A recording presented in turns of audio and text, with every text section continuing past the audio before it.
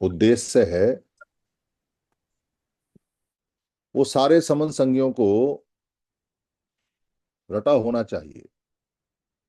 कोई भी बुद्धिमान, जागरूक, तर्कशील, कुतर्कशील व्यक्ति होगा, वो सबसे पहले ये पूछेगा क्या करोगे समन संघ में, मतलब क्या उद्देश्य है, क्या लक्ष्य है, क्या प्राप्ति करना चाहते हो। कोई भी काम होता है तो उद्देश्य के लिए ही होता है। उद्देश्य विहीन कामों में ऊर्जा बेकार जाती है, जीवन बर्बाद जाता है, पैसे बर्बाद जाते हैं, समय बर्बाद जाता है, बच्चे बर्बाद हो जाते हैं। इसलिए समन संघ का उद्देश्य सबको रटा हुआ होना चाहिए। समनों का सुख चाहिए हमको, समनों की सुरक्षा चाहिए हमको, और समनों का विकास चाहिए हमको। ये तीन बातें हमारे उद्देश्य को दर्शाती हैं, बताती हैं, जिसके लिए हम काम करते हैं। इकट्ठा होना उस उद्देश्य को प्राप्त करने के लिए एक स्टेप है। इकट्ठे होने से उद्देश्य प्राप्त हो जाएगा, ऐसा कहीं नहीं होता। उसके लिए बहुत सारी चीजें आगे आती हैं, उनके हिसाब से चीजें बदलती हैं, एक एक स्टेप आगे बढ़ते हैं। हम यहाँ नई नई जानकारियां देते हैं, नई नई चर्चा लेके आते हैं। और आज का जो टॉपिक है, पूरे भारत में, भारत के बाहर भी कोई इस टॉपिक पे बात करने को तैयार नहीं। इसके आधे हिस्से पे बात करने को तैयार हैं, डॉक्टर अंबेडकर से समनों का फायदा। पर इसका जो आधा हिस्सा है, डॉक्टर अंबेडकर के से समनों का क्या नुकसान है, इसके बारे में कोई सोचता भी नहीं है। सोचना पाप है। अपने मसीहा, अपने दाता, अपने महापुरुष के बारे में ऐसा सोचें कि उनसे कोई नुकसान भी है। अरे अरे अरे, घोर पाप। कैसा आदमी है, कैसे व्यक्ति हैं, कैसे लोग हैं, ऐसा बोलते हैं कि डॉक्टर अंबेडकर से समनों का कोई नुकसान भी हो सकता है। तो जिनको नेतागिरी करनी है, जिनको मीठा मीठा बनना है, जिनको वोट लेनी है, जिनका कोई काम है, जो बुरा नहीं बनना चाहते, या जो कड़वी बात कहने से बचते हैं, हमारा पर्सनल नुकसान हो जाएगा, हमारा संगठनात्मक नुकसान हो जाएगा, हमारी वैल्यू खत्म हो जाएगी, लोग कहेंगे कैसा आदमी है, कैसा लोग हैं, कैसे व्यक्ति हैं, वो जिक्र भी नहीं करता। जाने दो, रहने दो, छोड़ दो, ऐसी बात नहीं करते। मैंने यहाँ अपने जीवन काल में गिनती के कुछ लोग ऐसे मिले मुझे, जो डॉक्टर अंबेडकर को पानी पी पी के गालियां बकते हैं, बहुत बुरी तरीके से। ये गिने चुने चार पांच लोग हैं। इसमें से दो तीन लोग हमारी सभाओं में भी आए, हमने उनको फटकार के और जलील करके सबके सामने भगाया है। एक करेक्टर आया था जब हम यहाँ दिल्ली के अंदर पहली संगति लगा रहे थे, जिसमें हमने जो भोजन है, अपना भोजन हम खुद, चार पराठे वाला काम हमने शुरू किया था कि चार पराठे साथ लेके आने हैं। ये हमने, जो राजेंद्र पाल गौतम उस समय मिनिस्टर थे, उनका एक अहाता हमें मिला था जो फ्री ऑफ कॉस्ट था। उनकी कुर्सियां हमें मिली जो फ्री ऑफ कॉस्ट थी। मेरे पुराने मित्र रहे, अब तो खैर वो दूसरी पार्टी वार्टी में चले गए, फिर तीसरी में चले गए। तो वो जगह हमने इस्तेमाल की थी क्योंकि वो समर्थ थे। वहां वो व्यक्ति आया, उसने वहां डॉक्टर अंबेडकर के बारे में अनशन बोलना शुरू किया। हमने सबके सामने जलील करके, स्पेशली मैंने उसको वहां से भगा दिया। वो आज तक गाली बकता है और ये भी चैलेंज करता है कि वो मुझसे बदला लेगा, पता नहीं किस तरह से लेगा, पर हम रिस्क ले लेते हैं, हमें डर नहीं है इस बात का। एक आगरे में करेक्टर है, कोई डॉक्टर है, शायद राजा राम नाम है। वो भी बहुत अनशन बोलते हैं और लिखते भी हैं। मेरे को एक पोथी पत्रा दे गए आगरे की मीटिंग में, जी आप ये पढ़ना, ये ऐसे ऐसे। वो हमने पोथी पत्रा वहीं जला दिया आने के बाद, काम खत्म, नहीं पढ़ना। एक और करेक्टर हमें मिले दिल्ली में, एक बाम सेव के हमारे साथी थे, उनके बहनोई के यहाँ हम गए तो वहां वो करेक्टर आया। और वो करेक्टर पानी पी पी के गालियां डॉक्टर अम्बेडकर, वो बहस करने को तैयार, सामने उसको बात ही नहीं कि तू जाए यहां से, हम नहीं सुनना, चाहे वो बात कैसी भी है। कारण हम अंधभक्त नहीं है। खासतौर से मैं अपने बारे में बोलूं कि मैं अंधभक्त नहीं हूं कि भाई डॉक्टर अम्बेडकर ने हमें इतना कुछ दिया है, इतना कुछ बताया है, इतना कुछ काम किया है, कि अंधभक्त है। क्योंकि मैं अनुयायी हूं और मुझे पता है कि जो सामने वाला बोल रहा है वो उसका बुद्धि से बैलेंस खत्म हो गया है।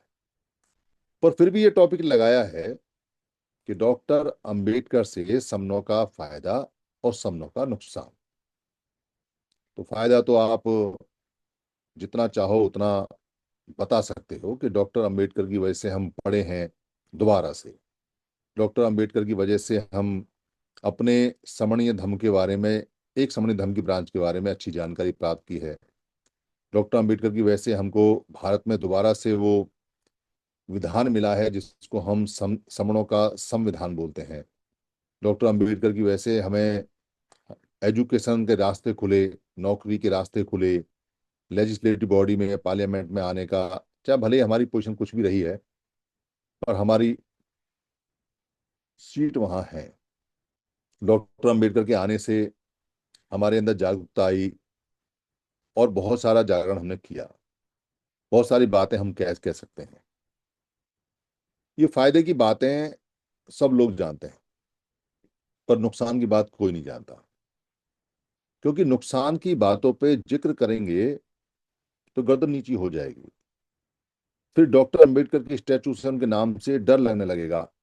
फिर डॉक्टर अंबेडकर का नाम लेते हुए जवान लड़खड़ाने लगेगी, शर्मसार भी होगा। और कोई कुछ बोलेगा तो क्या जवाब देगा। डॉक्टर अंबेडकर का जाने के बाद, उनके एक्सपायर होने के बाद, लगभग सभी संगठनों ने उनके फोटो का और उनका नाम का इस्तेमाल किया।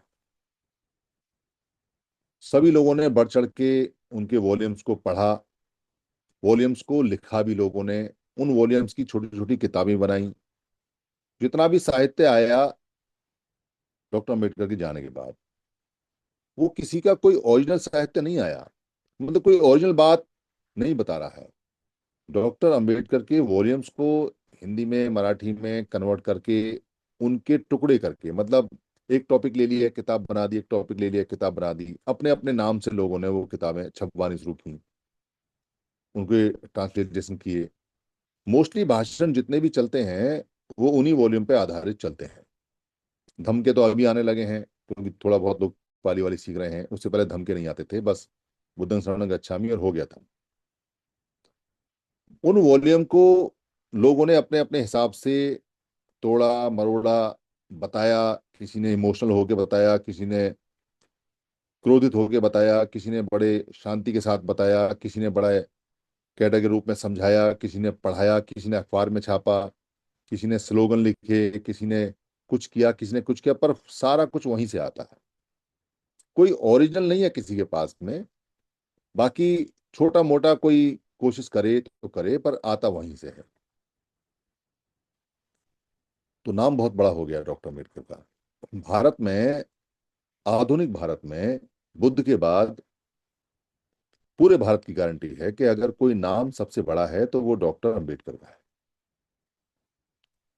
तो नाम बड़ा होने से लोगों का रुझान, लोगों की श्रद्धा, लोगों की भावना, और लोग ने जो अनुयायी लोग बने, उनके पीछे चले, उनके विचारों के पीछे चले, उनकी संख्या बहुत बढ़ गई।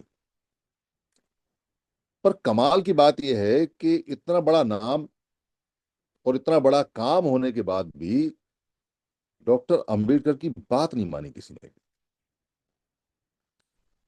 डॉक्टर अंबेडकर के जो 3 स्लोगन थे, जिसमें एक सबसे इंपॉर्टेंट था, जो बार बार कह रहा है कि ऑर्गेनाइज रहना है, संगठित रहना है, उसे कोई फॉलो नहीं करता। अपने बच्चों को तो खूब पढ़ाते हैं। एजुकेशन का मतलब उन्होंने डिग्रियां लेना जान लिया। अधिकतर लोग डिग्री लेना ही एजुकेशन जानते हैं, इसलिए बच्चों को घर भेज के भी पढ़ाते हैं, विदेशों में भी भेजते हैं। उनको लगता है कि विदेशों में जो एजुकेशन है वो अच्छी है। कारण क्या है कि विदेशी एजुकेशन अगर लेगा तो विदेश में नौकरी मिलने की गारंटी है और वहाँ पैसा अच्छा मिलता है। यानी एजुकेशन रोजी रोटी के लिए ले रहे हैं, शिक्षा जो ले रहे हैं किताबी ज्ञान। पर डॉक्टर अम्बेडकर ने कौन सी एजुकेशन की बात की, हमें ज्यादा समझ में नहीं आता। पर हमें ये इतना पता है कि कोई पढ़ा लिखा नहीं भी है वो भी एजुकेट हो सकता है, वो भी सीख सकता है। क्योंकि एजुकेशन का अगर हिंदी में हम मतलब लेंगे तो उसको शिक्षित बोलते हैं, और शिक्षित को अगर पाली में लेंगे तो उसको शिक्षित बोलते हैं। और शिक्षित का मतलब है सीखना। जो सीखे, जो सीख चुका है, जो सीख रहा है, उसको शिक्षित बोलते हैं। और जो किताबी ज्ञान है उसको बोलते हैं लर्निंग। यानी लर्न कर रहा है, याद कर रहा है, किसी का लिखा हुआ है उसको लर्न कर रहा है, उसको याद कर रहा है, उस पर चल रहा है रोजी रोटी के लिए। अगर बिजली का एक सिद्धांत है कि बिजली में एक ओम है जो रेजिस्टेंस बनाता है, एक आई है जो एम्पियर को इंडिकेट करता है, एक वो वी है जो वोल्ट को इंडिकेट करता है, तो V is equal to I R एक फार्मूला है। Volt is equal to current multiply by resistance यानी ओम। तो ये फार्मूला लर्न करना है और इस पे आगे चलना है। पर सीखने में लर्न करने में अंतर है। सीखता है आदमी सारी जगह से, ज्ञान, अक्षर ज्ञान से, वॉइस ज्ञान से, जो आवाज का ज्ञान है उससे, जो विजुअल्स हैं, वीडियो हैं, पूरी जिंदगी हम जो हजारों वीडियो पूरे दिन देखते हैं सड़क पर चलते हुए, ऑफिस में काम करते हुए, दफ्तर में काम करते, यानी अनुभव, अनुभव से सीखता है। उसको बोलते हैं शिक्षा पदं समादियामी। उस समय कोई अक्षर डिग्री ज्ञान नहीं था जिस समय ये बताया कि शिक्षा पदं समादियामी, यानी मैं सीखने की सीखने के लिए यहाँ आता हूँ। तो शिक्षा पदं समादियामी जो शब्द है उसमें सीखना है, अक्षर ज्ञान नहीं है। जो अनुभव पिछले लोगों का है वो बता रहे हैं, बाद में ये अक्षर ज्ञान पे और टेक्निकल कोर्स, फिजिकल कोर्स आने लगे। हमारे लोग उसी को ही समझते हैं कि बस यही ज्ञान, पीएचडी, इंजीनियर, डॉक्टर, एमबीए, और भी बहुत सारी ब्रांचेस हैं आजकल, इसमें किताब पढ़ के पास होना यही है। तो लोगों ने पढ़ाया, खूब बच्चों को पढ़ा रहे हैं, पढ़ाना चाहिए क्योंकि रोजी रोटी भी तो कमानी है, उससे कोई ऐतराज नहीं है। पर शिक्षा पतंग समाधियामी तो होता नहीं, और उसकी तरफ किसी का ध्यान भी नहीं। वो जो एजिटेशन वाली बात थी वो एजिटेशन वाली बात थी कि संघर्ष करना है। संघर्ष करना है मतलब अपने आप को उठाने के लिए मेहनत करनी है। वो संघर्ष सड़कों पे लड़ाई का नहीं है। संघर्ष का मतलब है कि आगे बढ़ने के लिए काम करते रहना है, और आगे कैसे बढ़ना है उसके बहुत सारे पैमाने बताए हुए हैं। पर मैं यहाँ जो बात कर रहा हूँ वो ऑर्गेनाइज ही कर रहा हूँ, यानी कि संगठित रहने वाली बात, जिसको संघ से संगठित में बदल दिया। क्योंकि ऑर्गेनाइजर जो अखबार चलता है, वो जो दूसरे लोग संघ चलाते हैं वो अपने अखबार का नाम ऑर्गेनाइजर रखते हैं, इंग्लिश वाले का। और ऑर्गेनाइजर को वो संघ बोलते हैं, यानी संघ का अखबार। तो ऑर्गेनाइजर का मतलब संघ ही होता है ऑलमोस्ट। संगठन तो कलेक्शन भी होता है, असेंबली भी होती है, बहुत सारी चीजों के नाम संगठन हो सकते हैं। तो कहाँ दिक्कत आई, समस्या कहाँ आई? जो नुकसान हो रहा है डॉक्टर अंबेडकर के नाम से श्रमणों का, वो बहुत बड़ा और विशाल है, उसकी भरपाई नहीं हो पा रही है। और किसी को समझ में भी नहीं आ रहा है कि डॉक्टर अंबेडकर के नाम से भी नुकसान हो सकता है। साहब काशीराम जब तक जिंदा रहे उनका फोटो कोई इस्तेमाल नहीं कर सकता। जिंदा व्यक्ति है, महान पुरुष है, अगर किसी ने उनके विचारों के अगेंस्ट वाले व्यक्ति ने उनका फोटो इस्तेमाल कर लिया, या उनके नाम पे लोगों को, उनके विचार के नाम पे लोगों को इकट्ठा किया, तो ऑब्जेक्शन हो जाएगा। जिंदा है आदमी तो कोर्ट में चला जाएगा, तो कंप्लेंट कर देगा, तो पुलिस में चला जाएगा, तो उसको रुकवा देगा, अरे तुम गलत कर रहे हो। पर व्यक्ति महान पुरुष मर जाए, साहब काशीराम जी चले गए, तो साहब काशीराम जी के जाने के बाद साहब काशीराम जी का फोटो उन लोगों ने भी लगा लिया जिन्होंने जीते जी साहब काशीराम जी को धक्के मार के निकाल दिया, जिन्होंने जीते जी साहब काशीराम जी की सारी बातों का विरोध किया, उन्होंने भी लगा दिया। ये लेटेस्ट उदाहरण है, पुराना बाबा साहब अम्बेडकर का है। जो लोग बाबा साहब अम्बेडकर के विरोधी रहे, जिन्होंने बाबा साहब अम्बेडकर को खूब हराया, जिन्होंने बाबा साहब अम्बेडकर की खूब बुराइयां की, जो बाबा साहब के अगेंस्ट में खड़े हो गए, वो बाबा साहब का फोटो लगा रहे हैं और लोगों को रिझा रहे हैं। क्योंकि महापुरुषों के जो फोटो हैं, महापुरुषों की जो बातें हैं, वो उनके अपने लोगों के लिए हैं, उनके विरोधियों के लिए नहीं है, उनके तोड़ने वाले तोड़कों के लिए नहीं है। पर हमारे जो लोग हैं, जो समण लोग हैं, सब ने बाबा साहब का फोटो लगाया, चाहे वो तोड़क थे, चाहे वो जोड़क थे, चाहे विरोधी थे, चाहे वो समर्थन में थे, सब ने। और जो उनके घोर विरोधी रहे, बिल्कुल अपोजिट, जिन्होंने पूरी जिंदगी उनको गालियां बकी, गलौज बकी, कदम कदम पे उनको हराया, कदम कदम पे उनको जलील किया, कदम कदम पे उठा के उनको बाहर फेंका, उन्होंने भी फोटो लगा लिया। वो भी फोटो लगा के बड़े शान से घूमते हैं, उनकी स्टैचू लगाते हैं, हमारे लोगों को बुलाते हैं, उनको बैठाते हैं और कहते हैं देखो, बाबा साहब के मानने वाले हम तुमसे बड़े हैं। हमने कितना बड़ा फोटो लगाया, कितना बड़ा स्टैचू लगाया, कितना बड़ा कार्यक्रम किया, कितनी बड़ी जयंती बनाई, कितना बड़ा हमने काम किया, कितनी मिठाई बांटी, हमने कितना बड़ा बिल्ला बनाया, देखो। यहां से हमें बाबा साहब के जो समण लोग हैं या जो दूसरे लोग हैं, बाबा साहब के नाम से यहां नुकसान हो रहा है। हमारे पास में कोई स्ट्रेटेजी नहीं है, इनफैक्ट हमारे पास में कोई सिस्टम ही नहीं है कि हम अपने बाबा साहब के दुरुपयोग को, जो मिसयूज हो रहा है, उसको रोक सकें, उसको कह सकें।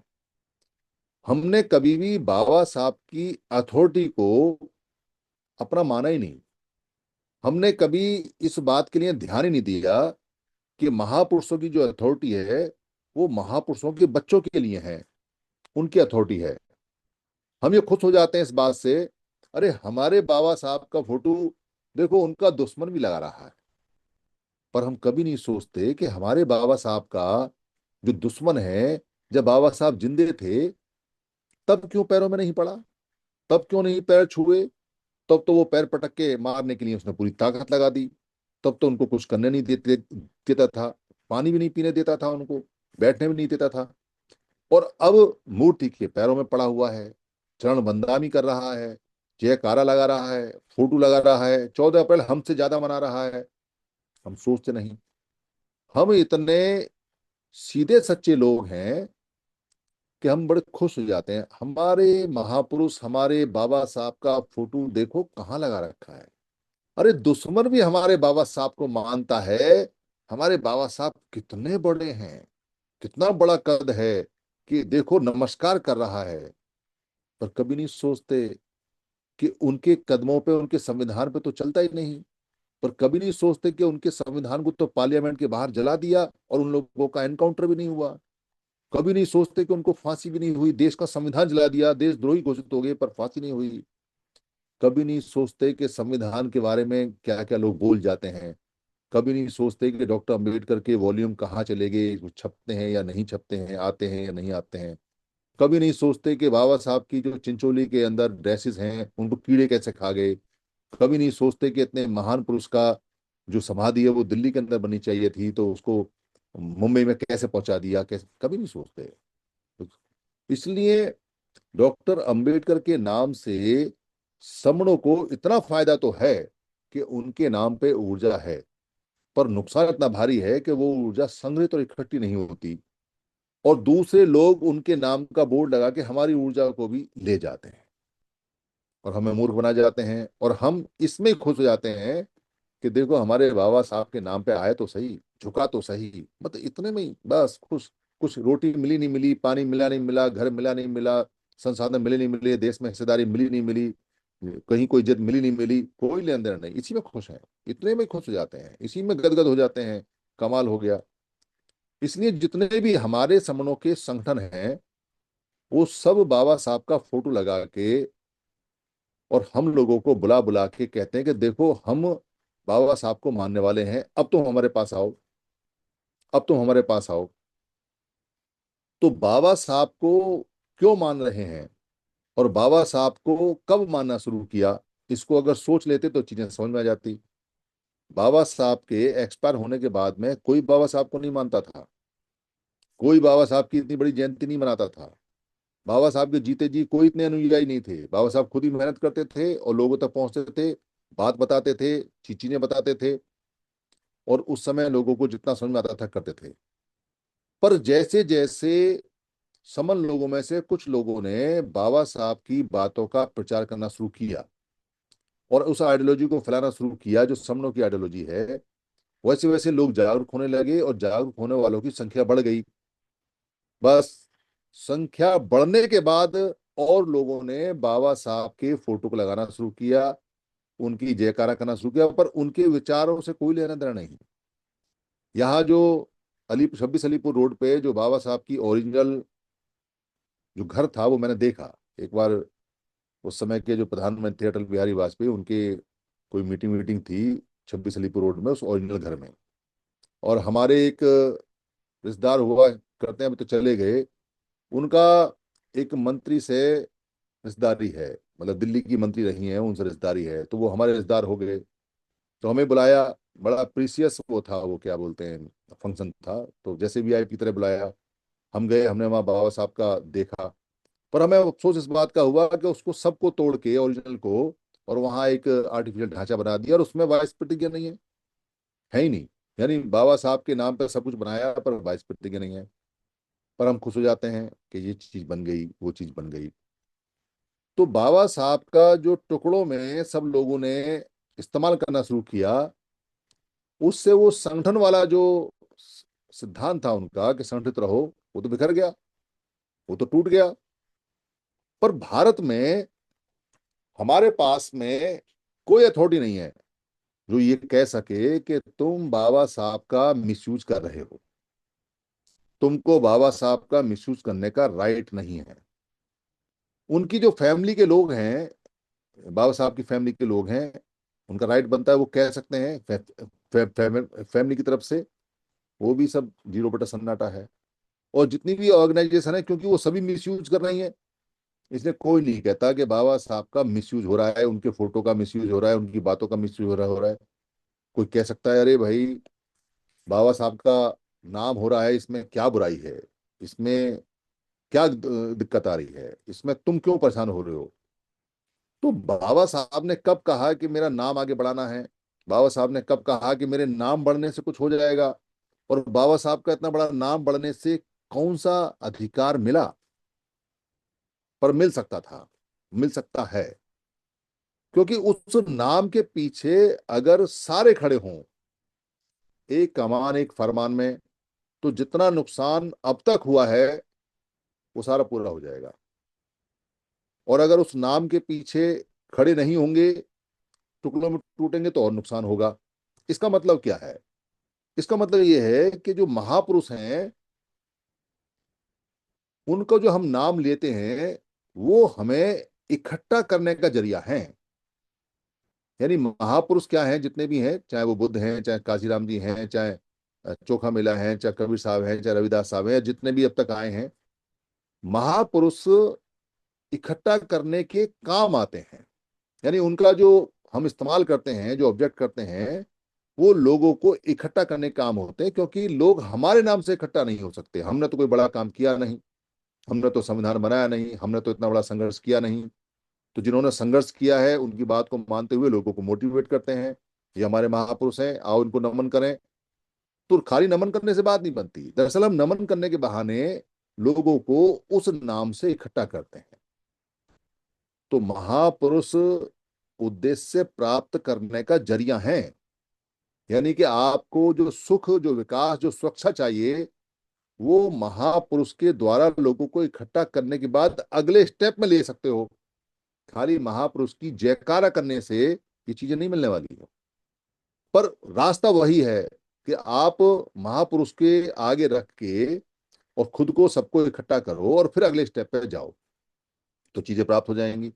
अच्छा, सारे यही काम करते हैं, ऐसा नहीं है कि जानकार नहीं है। वो महापुरुषों को आगे रख कर सब लोगों को इकट्ठा करने के लिए बोलते हैं और धमकाते भी हैं कि बाबा साहब ने कहा है ऑर्गेनाइज होना, इकट्ठा होना है, बाबा साहब की बात है, और देखो बाबा साहब का फोटो है। और भी महापुरुषों के साथ ऐसा ही है, पर खुद नहीं कभी कहते कि हम अलग अलग हैं।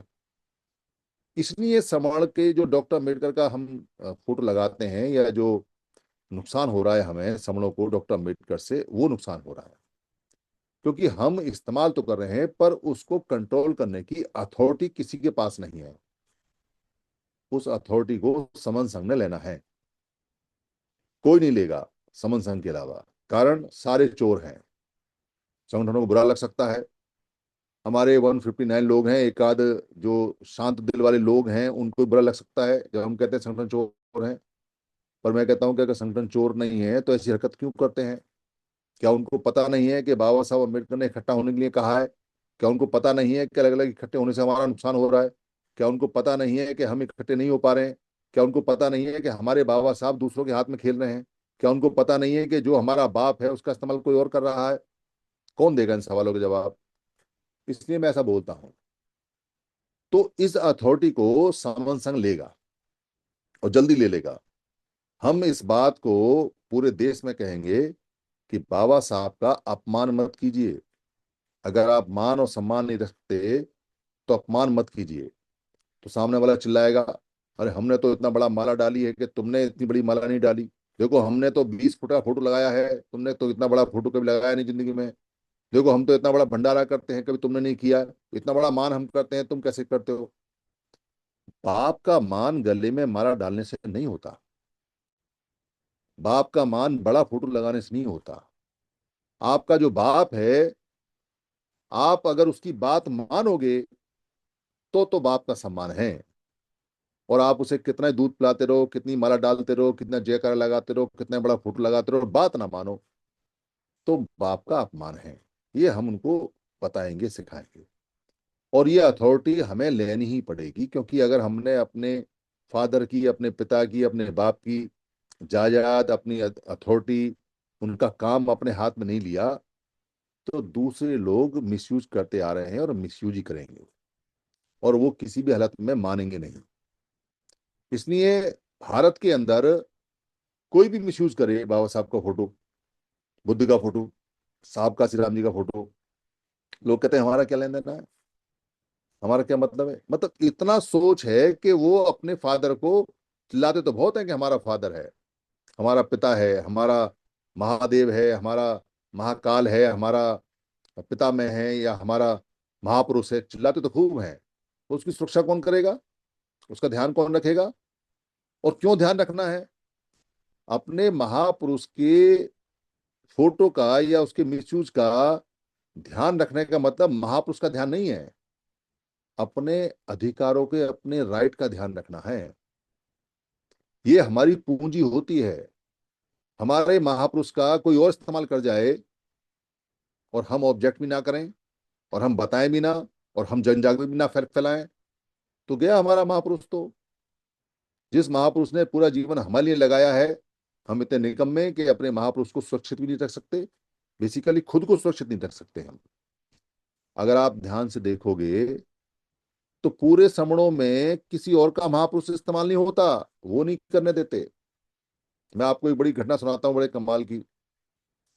जो उधम सिंह है, उधम सिंह के बारे में मैंने एक वीडियो बनाया। तो उधम सिंह को कहते हैं जी, उधम सिंह पंजाब के हैं, उन्होंने जनरल डायर को मारा। और किसी ने बताया कि वो समण है, समण में बताया कि शायद चमार हैं। उधम सिंह के नाम पे साहब काशीराम जी की जो पार्टी रही है, उन्होंने एक उधम उधम सिंह जिला भी बनाया। तो मेरे पास एक फोन आया, उसने कहा जी आपने ये वीडियो बनाया है उधम सिंह का? मैंने हाँ जी मैंने बनाया है। कह रहा जी आप उसको ये कहना चाहते हो कि वो शेड्यूल कास्ट है, बहुजन है? भाई मैं क्या कह रहा हूँ, दुनिया कह रही है, बता रही है। कह रहा जी वो कंबोज हैं। तो मैंने पता नहीं, करे वो फलाना एक राइटर है। मैंने कहा हाँ है, मैं जानता हूँ, पीएचडी है, डॉक्टर है, अभी जेएनयू से डॉक्टर हुआ है। कह रहे जी उसने किताब लिखी, हमने उससे माफी मंगवाई, हम आपको फोटो भेज रहे हैं। उन्होंने मुझे व्हाट्सएप पे फोटो भेजा। पता नहीं कहाँ से मेरा फोन नंबर लिया, मैं देता नहीं किसी को फोन नंबर, पर वो लिया उन्होंने। कह रहे देखो जी माफी मांग रहा है, नहीं मांग रहा है? मैंने कहा हाँ जी। कह रहा जी आप माफी मांगो और इसको वीडियो को यहाँ से हटाओ। मैंने कहा भाई पहले ये बताओ कि तुम हो कौन लोग? कह रहा जी हम उस कंबोज परिवार से हैं और वो उधम सिंह कंबोज हैं। मैं भाई कंबोज तो जगह का नाम है, तू अपनी जात बता मेरे को। उससे माफी मंगवा ली होगी तूने, अच्छी बात है, पर तू कौन है? कह रहा जी हमारी संस्था है कंबोजों की, और उधम सिंह कंबोज हैं, और हम तो किसी भी हालत में उसको शेड्यूल कास्ट नहीं होने देंगे। मैं ठीक है यार, तू शेड्यूल कास्ट मत होने दे, पर तू कौन सी कास्ट का है वो बता दे। कह रहा जी कंबोज है। अरे भाई कंबोज एक जगह का नाम है, कितनी बार बताऊं तेरे को। तो मेरा तो जो व्यवहार है बहुत जल्दी गर्म हो जाता है। और मैं, क्योंकि मुझे इस बात की चिंता नहीं रहती कि सामने वाला क्या है क्या नहीं है। तो उसने कहा जी इनसे बात करो, ये जानते हैं। मैंने कहा हाँ भाई बता, तू जानता है तो। कह रहा जी हम कंबोज है। भाई कंबोज जगह का नाम है, तुम जगह के नाम पे क्यों क्यों बता रहे हो? तुम ये बताओ करते क्या हो? कह रहा जी हम किसान ही करते। तो मैं खत्री हो गए, खेतों को कसते हो? नहीं जी हम खत्री नहीं है। तो काम पता क्या है क्या नहीं? फिर उसने कुछ पता नहीं, उसके काम का भी उसे पता नहीं है। पर वो, चूंकि वो ये कह रहे थे कि उधम सिंह कंबोज हैं, और कंबोज वो गोत्र लिखते हैं, नाम के पीछे लिखते हैं, इसलिए उनका राइट हमारे पास है। देखो कितने कमाल की बात है कि वो जा मतलब उन्हें खुद नहीं पता कि वो क्या थे क्या नहीं थे उधम सिंह, पर वो उनके राइट उनको प्रोटेक्ट करने के लिए मेरे को फोन करके कह रहे हैं कि जी आप वीडियो को। मैंने कहा भाई मैं उधम सिंह वाला पार्ट हटा देता हूँ, पर वीडियो तो नहीं हटेगी। कह रहे जी हाँ ठीक है। तो वो मैंने उधम सिंह वाला पार्ट हटा दिया, और बाकी वीडियो चलती रहती है। मैं इसलिए बता रहा हूँ कि कहीं कुछ होने वाला नहीं है वहां जो उन्होंने किया, पर फिर भी वो अपने महापुरुष के राइट को प्रोटेक्ट करने के लिए वो अपने आप को प्रोटेक्ट कर रहे हैं। और हम तो, इतना बड़ा समाज है समणों का जिसका कोई जवाब नहीं, और हमने अपने महापुरुषों को गिफ्टेड किया हुआ है, ग्रांटेड किया हुआ है। ले जाओ, कोई भी जिसको चाहिए उसको ले जाओ। हम बड़े खुश हैं कि हमारे महापुरुष को सब लोग इस्तेमाल कर रहे हैं। हम जीत नहीं पाएंगे अगर अपनी प्रॉपर्टी, अपनी संखति, अपने महापुरुष, अपने विचार, अपने मेहनत, अपने पूर्वजों की मेहनत को, उनके कॉपीराइट को अगर हम प्रोटेक्ट नहीं कर पाए, या इसकी हम अथॉरिटी नहीं बना पाए, या इसका हम सिस्टम नहीं बना पाए, या हम किसी को कह नहीं पाए कि तुम हमारे महापुरुष का इस्तेमाल मत मत करो भाई, हम तुम्हारे महापुरुष का इस्तेमाल नहीं करते। क्योंकि समण कभी भी किसी के दूसरे के महापुरुष का इस्तेमाल करते, नाम भी नहीं लेते। पर तुम क्यों नाम ले रहे हो? क्योंकि हम ज्यादा लोग हैं और अपने महापुरुष के पीछे अंधे होकर चलते हैं। इसलिए जब वो महापुरुष का कोई फोटो लगाता है तो अंधे होकर उसके पीछे चलते हैं और बैलेट में उसका वोट डालाते हैं। ये है कहानी सारी सारी। इससे नुकसान होता है। इसलिए बाबा साहब अम्बेडकर के नाम से फायदा भी बहुत है, पर नुकसान भी बहुत है। अगर नुकसान और फायदा दोनों बराबर होते रहे तो 0/0 है। यानी जितना फायदा हुआ तो नुकसान हुआ तो मिलेगा कुछ नहीं। पर अगर हमारा फायदा ज्यादा ना भी हो और हम अपना नुकसान रोक दें तो बहुत फायदा होने वाला है। बस ये नुकसान रोकना है हमें। इसलिए ये टॉपिक जो हम लगा रहे हैं या जो टॉपिक बात कर रहे हैं, ये नए नए टॉपिक है, अभी बहुत सारे और भी आएंगे। बहुत सारी चीजें हैं। आप सब लोग इस पर ध्यान रखें और इस पर बहस करें, क्योंकि आज बहस नहीं हुई तो इसलिए बहस करनी चाहिए। और बहस में सारी बातें यहाँ नीचे आती हैं निकल के। जितने भी लोग हैं वो अपना तर्क करें, बुद्धि करें, और कोई नई बात निकल के आए तो उसका सवाल जवाब करें। मेरी किसी बात से अगर किसी को कोई हानि हुई हो, क्षति हुई हो, तो मैं 20 बार माफी मांगता हूँ हाथ जोड़ के। 20 बार इसलिए मांगता हूँ क्योंकि भैया बाबा साहब का मामला है। कोई सारा इमोशनल हो सकता है और किसी को हो सकता है कि ऐसा बोल दिया वैसा बोल दिया। बट यहाँ कुछ पता नहीं चल पाता है, क्योंकि इमोशंस में आदमी कई बार कुछ पता नहीं कि कहाँ से कहाँ पहुंच जाता है। संघं नमामि संतों को बदनामी।